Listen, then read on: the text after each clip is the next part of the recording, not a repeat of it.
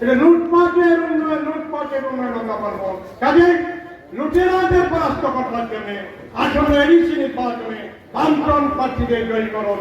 মনোচৈলেন্দ্রা কেন্দ্রে কমরেড রাহুল দাস, করমচোরা কেন্দ্রে কমরেড সাধন চাকমা, গেমচোরা কচুচোরা কেন্দ্রে কমরেড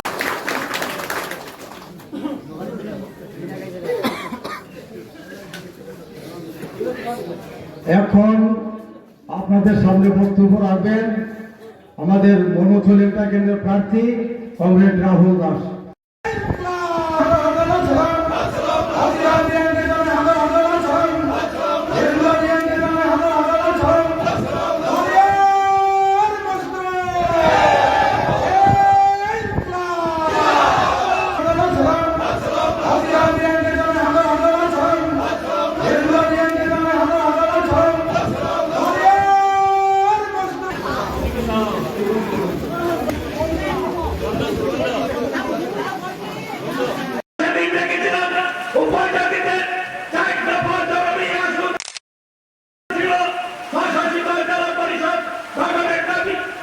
আজকে এটা ঘটনা হওয়ার পর দীর্ঘদিন আপনারা দেখেছেন এডিসির মধ্যে দীর্ঘ 25 বছর বামফ্রন্ট সরকার ছিল, বামফ্রন্টের প্রশাসন সেখানটায় ছিল, রাজ্য ছিল বামফ্রন্ট।